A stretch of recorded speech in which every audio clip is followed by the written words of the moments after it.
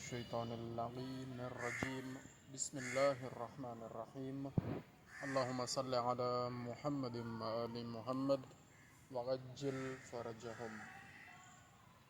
قرآن کریم کی تلاوت کا شرف انشاءاللہ العزیز ہم روزانہ حاصل کرتے ہیں اللہ تعالیٰ کے فضل و کرم سے۔ تو کل سورہ مبارکہ فاتحہ اور اس سے پہلے سورہ مبارکہ سورۃ الاخلاص کی تلاوت اور اس کا ترجمہ اللہ کریم کے فضل و کرم سے ہم نے پڑھا، اور آج ہمارے سامنے ہے سورہ مبارکہ تکاثر، تو وہ پڑھتے ہیں اور اس کا ترجمہ پڑھنے کا شرف حاصل کرتے ہیں۔ بسم اللہ الرحمن الرحیم۔ الہاکم التکاثر حتی زرتم المقابر کلا سوف تعلمون ثم کلا سوف تعلمون کلا لو تعلمون علم الیقین لترون الجحیم ثم لترونها عین الیقین ثم لتسألن یومئذ عن النعیم۔ صدق اللہ العلی العظیم۔ اللہ کے نام سے،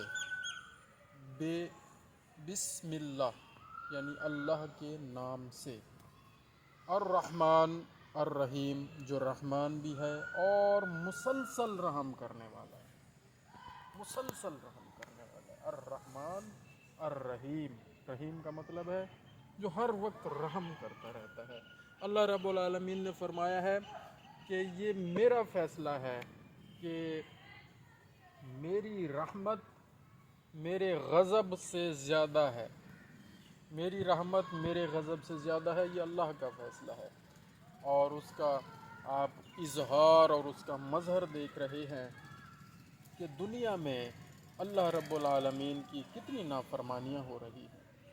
اس کے باوجود اللہ رب العالمین نے کیونکہ فیصلہ کیا ہوا ہے کہ میری رحمت میرے غضب سے بڑھی ہوئی ہے، میری رحمت میرے غضب کے اوپر غالب ہے، میری رحمت وسیع ہے، پوری کائنات کے گناہ اگر اکٹھے کیے جائیں تو پھر بھی اس کی رحمت وسیع ہے۔ تو ایک دعائے مبارکہ ہمارے پاس ایسی بھی ہے جس میں معصوم نے ہمیں تعلیم فرمائی ہے کہ یا اللہ تیری رحمت بہت وسیع ہے، میں تجھ سے اگر تیری نظر میں اے اللہ اپنے عمل سے زائد مجھ کو تیری بخشش کی امید ہے، اور تیری رحمت بلا شبہ میرے گناہ سے بڑھی ہوئی ہے۔ صرف میرے گناہ سے کیا بڑھی ہوئی ہے، پوری کائنات کے گناہوں سے بڑھی ہوئی ہے، کیونکہ ایک شخص اپنے لیے دعا مانگ رہا ہوتا ہے تو اسے ایسے ہی کہنا چاہیے کہ اے اللہ تیری رحمت بلا شبہ میرے گناہ سے بڑھی ہوئی ہے، پس اے اللہ اگر میرے گناہ تیری نظر میں عظیم ہیں، یعنی بہت زیادہ ہیں، بہت بڑے ہیں، تو تیری بخشش میرے گناہوں سے بھی عظیم تر ہے اے اللہ، کیونکہ اللہ کا فیصلہ ہے نا کہ میری رحمت میرے غضب سے بڑھ کر ہے، میری رحمت بہت وسیع ہے۔ تو اللہ تعالیٰ سے ہم اسی رحمت کی رحمت سے اپنے لیے فضل مانگتے ہیں کہ یا اللہ اگر میرے گناہ تیری نظر میں عظیم ہیں تو تیری بخشش میرے گناہ سے عظیم تر ہے۔ اے اللہ اگر مجھ میں اہلیت تیرے رحم و کرم تک پہنچنے کی نہیں، اے اللہ اگر مجھ میں اہلیت نہیں کہ تیرے رحم و کرم تک پہنچوں تو تیری رحمت میں تو ضرور اس کی اہلیت ہے کہ اور قدرت ہے کہ مجھ تک پہنچے۔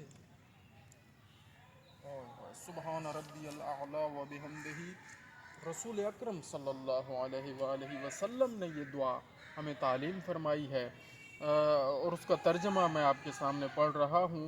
اور کس تناظر میں؟ سورہ مبارکہ الہاکم التکاثر کے تناظر میں یہ بات شروع کی ہے کہ اے اللہ اگر مجھ میں اہلیت تیرے رحم و کرم تک پہنچنے کی نہیں تو رحمت میں تیری ضرور اس کی اہلیت اور قدرت ہے کہ مجھ تک پہنچے، کیونکہ دامن رحمت میں ہر چیز کے سما جانے کی اہلیت اور وسعت ہے۔ تیری رحمت اتنی وسیع ہے کہ تیری رحمت کے دامن میں ہر چیز سما سکتی ہے، ہر چیز سما سکتی ہے۔ رب العالمین سے محبت سکھا رہے ہیں رسول اکرم صلی اللہ علیہ وآلہ وسلم کہ اپنے رب کی معرفت حاصل کریں اس طرح، اور معرفت حاصل کر کے اس سے محبت کریں کہ وہ کتنا کریم ہے، کتنا رحیم ہے، اپنی مخلوق سے کتنی محبت کرتا ہے، کتنا کرم کرتا ہے۔ اور فرمایا کہ کیونکہ تیرے دامن رحمت میں ہر چیز کے سما جانے کی اہلیت اور وسعت ہے، اے سب سے زائد رحم فرمانے والے مجھ پر رحم فرما۔ رسول اکرم صلی اللہ علیہ وآلہ وسلم نے اس دعا کے ذریعے ہمیں رب العالمین کی رحمت کا سوال اس کے سامنے رکھ کر اس سے رحم و کرم کی اپیل کرنے کی ہمیں تعلیم فرمائی ہے۔ تو ہم پڑھ رہے ہیں کہ الہاکم التکاثر حتی زرتم المقابر، زیادتی کے فخر نے تم کو غافل بنائے رکھا۔ بہت زیادہ چیزیں جو ہم اکٹھی کر لیتے ہیں، پیسہ اکٹھا کر لیتے ہیں، مال اکٹھا کر لیتے ہیں، گاڑیاں اکٹھی کر لیتے ہیں، جی بنگلے اور یہ وہ چیزیں ساری، یہ زیادتی ہے نا، ہماری ضرورت سے زائد ہر چیز زیادتی میں شامل ہے۔ تو فرمایا رب العالمین نے اپنے کلام پاک میں، زیادتی کے فخر نے تم کو غافل بنائے رکھا، یہاں تک کہ تم نے قبروں کو جا دیکھا، یہاں تک کہ تم نے قبریں جا دیکھی، یعنی تم کو موت آ گئی۔ آگاہ ہو جاؤ کہ آگے چل کے تم جان لو گے، پھر سن رکھو کہ آگے چل کے تم جان لو گے۔ حتی زرتم المقابر، یہاں تک کہ تم نے مقابر کو دیکھا، قبروں کو دیکھا، یعنی موت آ گئی۔ اور کلا سوف تعلمون، آگاہ ہو جاؤ کہ آگے چل کر تم جان لو گے۔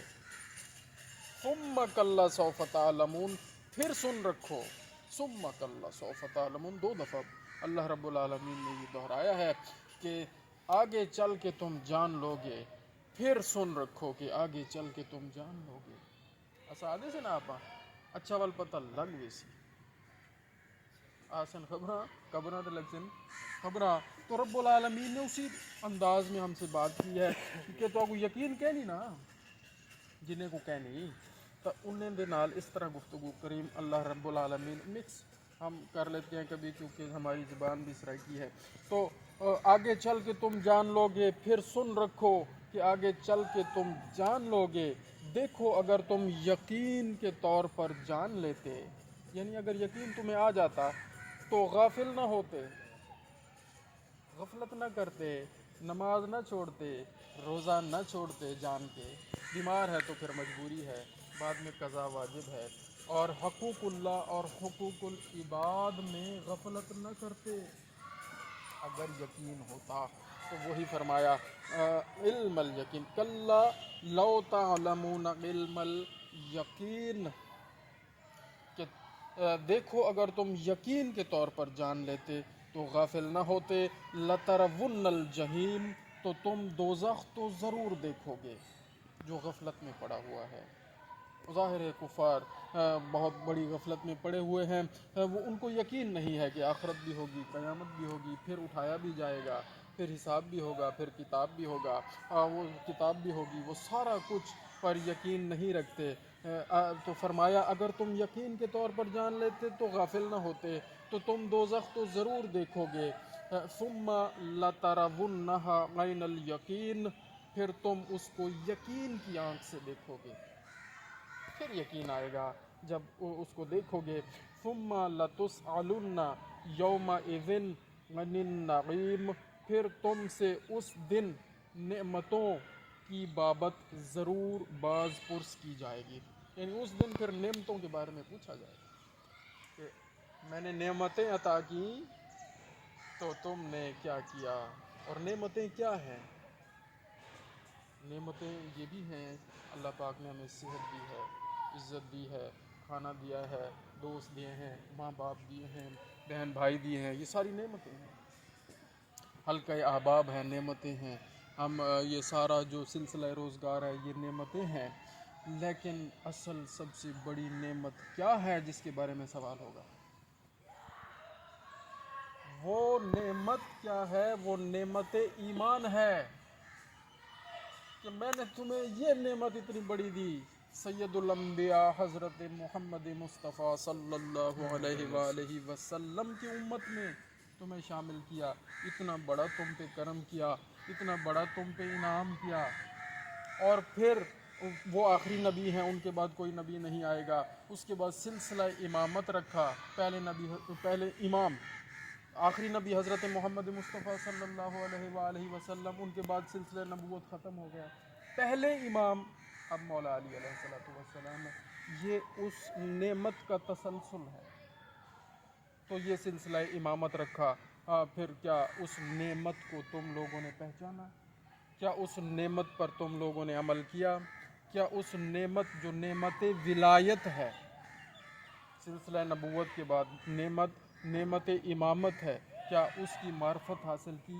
اور اس سلسلے کو چلاتے چلاتے جب آخری زمانہ آ گیا اور اس زمانے میں امام زمانہ عجل اللہ الشریف کی حکومت کا زمانہ ہے، اور ان کا یہ زمانہ ہے، ان کا یہ دور ہے جس میں ہم زندہ ہیں، جس میں ہم موجود ہیں، اور انشاءاللہ ان کی آگے چل کے حکومت بھی ہوگی اللہ کے فضل و کرم سے، تو کیا ہم نے اس وقت کے امام کو، زمانے کے امام کو، جو اس وقت ہمارے امام ہیں، کیا ان کی معرفت حاصل کی ہم نے؟ کیا اس نعمت کو پہچانا؟ کیا اس بارے میں کوئی سٹرگل کی؟ کیا اس بارے میں کوئی ذکر کیا؟ کیا اس بارے میں کوئی اپنا مال خرچ کیا؟ کوئی اپنی انرجی، اپنی توانائیاں خرچ کی؟ تو یہ اس نعمت کے بارے میں خاص طور پر پوچھا جائے گا، اور باقی رب العالمین ہے۔ اگر میں خلیل کو بلاؤں، جمیل کو بلاؤں، یار میرے پاس دعوت ہے، آج کھانا میرے پاس کھائیں، اور میں کھانا بڑا اچھا کھلاؤں، اللہ ہی کھلانے والا ہے، کھلا کے جناب دوسرے دن، چوتھے دن، 8ویں دن، 10ویں دن میں کہوں ایسے ہی والا روٹی مائے گا کھانے وے ہیں تو فلانا کام نہیں وے کریں دے، یہ تو احسان تو نہ ہوا؟ کیا اللہ تعالیٰ ہمیں کھانا جو ہمیں کھلا رہا ہے، جو یہ کھانا پینا دے رہا ہے، اس کے بارے میں سوال کرے گا قیامت والے دن؟ میں نے تمہیں بڑا اچھا کھانا دیا، میں نے تمہیں بڑے اچھے پھل فروٹ دیے، میں نے تمہیں سیب دیا، میں نے تمہیں انگور دیے، میں نے امرود دیے، یہ سارا کچھ دیا، اب آؤ سوال کا جواب دو۔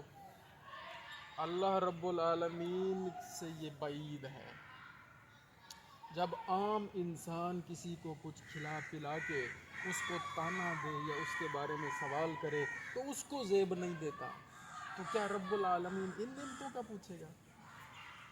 یہ نعمت نبوت، نعمت امامت، نعمت ولایت کے بارے میں سوال ہے، اس کے بارے میں سوال ہوگا جو سب سے بڑی نعمت ہے۔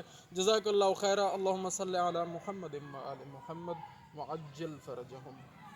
اللہ تعالیٰ